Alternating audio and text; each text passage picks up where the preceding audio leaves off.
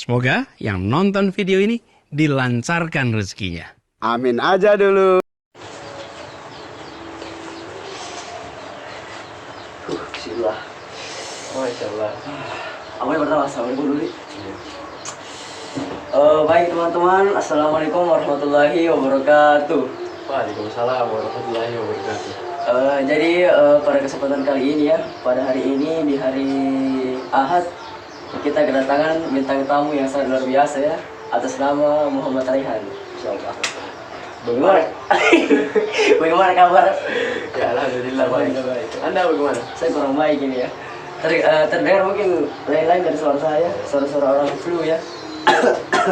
Sebaiknya Anda banyak beristirahat supaya pemulihan diri Anda cepat. Betul. Masalah. Agar lebih santai mungkin kita bisa pakai bantal di paha kita ya. Sebetulnya terlalu kaku. Oke baik, kita langsungkan saja ya masuk ke inti videonya, yaitu kita akan membahas seputar negara kita sendiri. Ya, sistem pemerintahannya. Ya, sistem pemerintahannya yang dimana kita mau tahu lebih dalam lagi bagaimana sistem pemerintahan yang dianut oleh Indonesia pada masa demokrasi terpimpin ya. Demokrasi terpimpin. Jelas yang dianut oleh negara kita. Oke, di awal-awal merdeka ya. Ya, di awal-awal merdeka sampai sekarang. Oke, kita mulai saja kalau begitu ya. Nah, saudara Rehan ya sudah jauh-jauh dari Perumnas datang ke sini untuk menjadi seorang narasumber ya.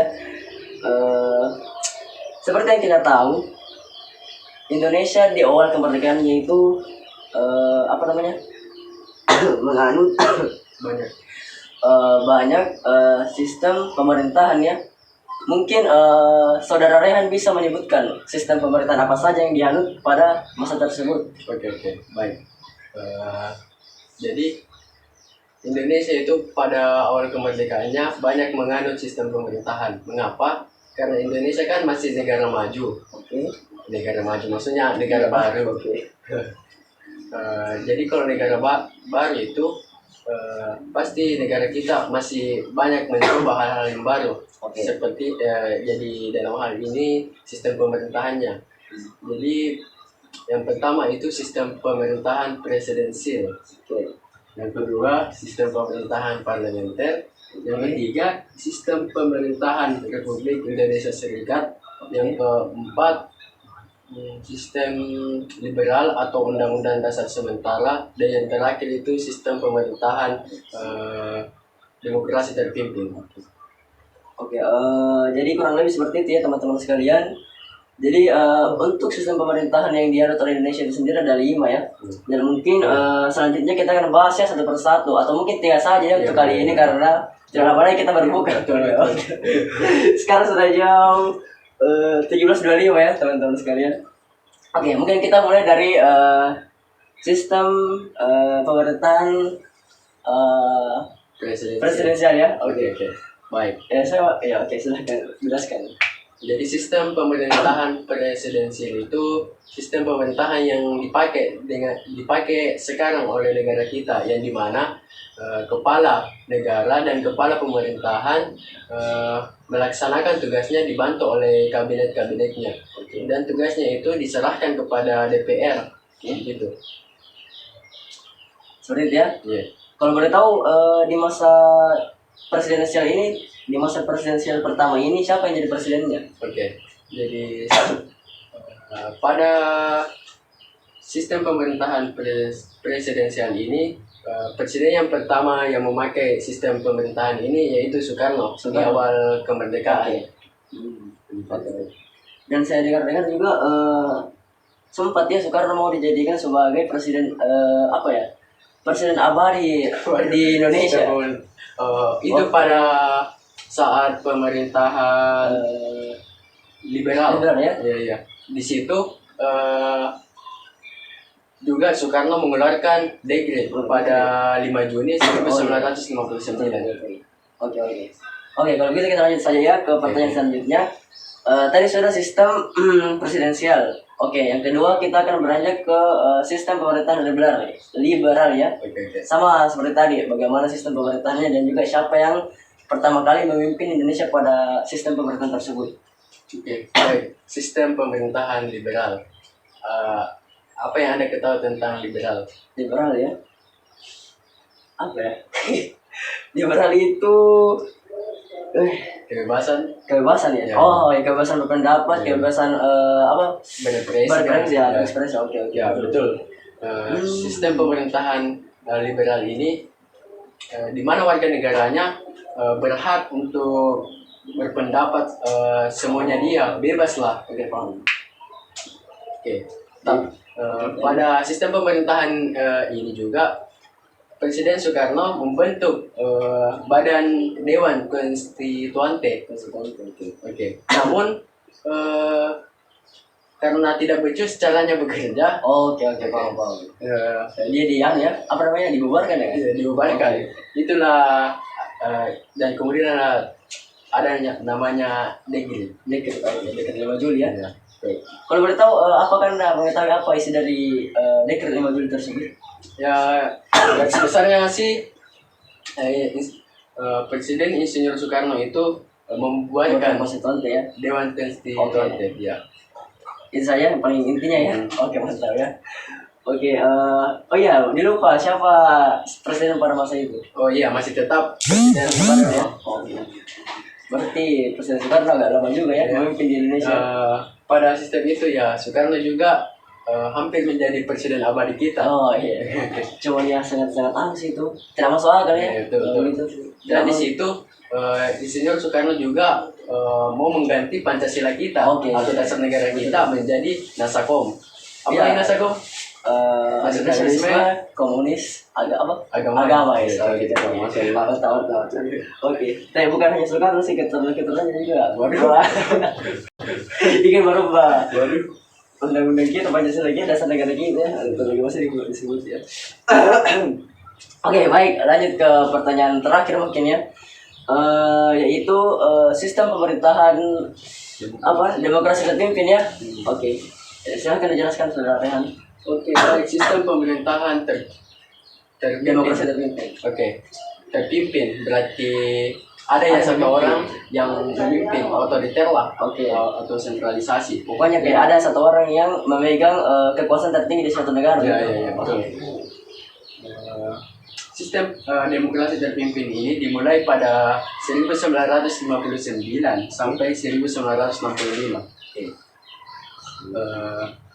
Berarti kurang lebih 5 tahun ya. Demokrasi terpimpin. Bagaimana sistem pemerintahan Indonesia pada masa itu? Pada masa itu semua masalah negara apapun itu diselesaikan di atas atau presiden kita. Pemerintahan. Oke. Berarti apa namanya ya? Sentralisasi gitu. Jadi maksudnya kan tadi saudara Ren mengatakan bahwa ketika ada masalah di suatu negara, maka yang di atas saja yang menyelesaikannya. Berarti yang di bawah seperti pemerintahan di daerah, di provinsi itu tidak ada ya. Berarti langsung ke atasnya. Berarti tidak ada hak untuk pemerintahan daerah atau kota untuk menyelesaikan masalah tersebut ya. Biar seperti sekarang ya. Iya, ada otonomi daerah ya. Ada daerah. Gitu. Menurut Rian sendiri kira-kira yang mana yang bagus? Apakah masalah itu kita serahkan kepada pemerintah langsung atau terbagi merata? Menurut saya sih, misalkan ketika ada masalahnya di ini demokrasi terpimpin ya, ketika kita mempunyai masalah di suatu daerah, terus kita mau ke pemerintah pusat lagi untuk mengurus masalah kita, itu kan susah, ribet.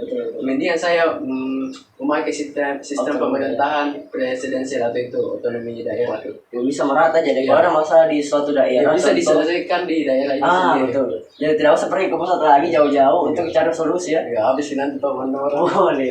Oke, mantap ya. Luar biasa materi kita hari ini ya. Apalagi ya? Jadi ciri-ciri sistem pemerintahan demokrasi terpimpin itu ya otoriter atau sentralisasi. Yang kedua itu parpol terbatasi. Setahu saya pada saat itu parpol yang ada pada demokrasi terpimpin itu Masyumi, apa lagi? PKI. Ya, PKI. sama apa lagi satu ya? Mas Yuli, Kan Mas Yuli tadi, PKI sama PKI, apa tadi gue lupa. ada dulu lama. Enggak? Iya. Oh iya bisa jadi tuh. Ya betul. Tiga ya, cuma tiga Yang doang. keempat, yang satu kurang tahu, nanti saya cari. Oh iya mantap ya. Nanti silahkan ditanya-tanya saya di sosmednya, di Instagramnya. Boleh. Apa lagi ya?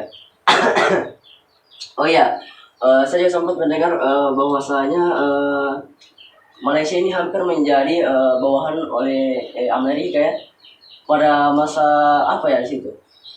Pada masa demokrasi terpimpin kah? Orde Baru. Intinya ada masa ketika di mana Indonesia ini mau apa ya kayak memusuhi Malaysia karena dia itu bersekongkol dengan Amerika. Oke. Bagaimana pandangan Anda terhadap hal tersebut? Oke. Sebelum itu saya akan menjelaskan tiga ya. Ada Orde Lama, Orde Baru, sama Reformasi. Oke. Nah, Orde Baru itulah tadi yang masuk sistem pemerintahannya, yaitu presidensil. Oke. Apa tadi lagi? Bukan parlementer, Parlementer, RIS, liberal, oh. sama demokrasi terpimpin. Oke. Itu semuanya masuk di demokrasi. Kayak Orde Baru, Orde lama. Lama. Orde lama. Orde Baru itu Baru. pada masa pemerintahan Soeharto, itu Orde Baru. Oke. Setelah masa pemerintahan Soeharto, adalah reformasi lagi yang dipimpin oleh B.J. Habibie. Ya. Pesan kita ya. Ya, itu tadi yang Malaysia yang mau musuhi Indonesia terjadi pada Presiden Insinyur Soekarno. Soekarno ya. Iya. Iya. Bagian sana di situ masih aktif di GNB gerakan non-blok ya. Iya, Indonesia masih aktif di GNB karena di situ terjadi perang antara Blok Timur sama Barat. Iya. Oke. Tapi ini apa namanya? Negara-negara yang berada di GNB ini mau netral ya, tidak mau di Blok Barat, yang di Blok Timur ya. Karena ini rata-rata yang masuk GNB ini rata-rata yang sudah dijajah lah. Oh, jadi mengetahui bagaimana rasanya ketika kita dijajah, bagaimana perasaannya ya? Bagaimana rasanya? Ya netral lah. Netral Mereka ya. 6 blok. Oke, mantap. Wah, luar biasa ya podcast kita hari ini. Walaupun tidak terlalu panjang mungkin durasinya, tapi ya bisa lah bermanfaat untuk bekal kita ke depannya ya, seperti itu.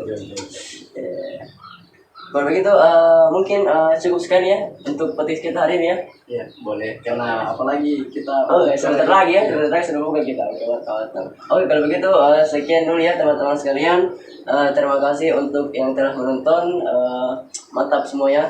Ya, maaf juga kalau ada kesalahan kata Ya, dari betul. kita, Ya. karena kita di sini masih sama-sama belajar. Betul sekali ya. Kita sama-sama masih pelajar ya. Ya, Kita masih pemula, Bu. ya belum masih Bu ajarin dong Bu. Ya gitu ya. Oke, sekian dari kami. Terima kasih lagi sekali lagi untuk kalian semua yang sudah menonton, dan juga jangan lupa subscribe ya. Jangan lupa juga puasanya jangan mungkin ya. Oke. Jangan makan bos. Oke. Sekian, wassalamualaikum warahmatullahi wabarakatuh. Mantap bos.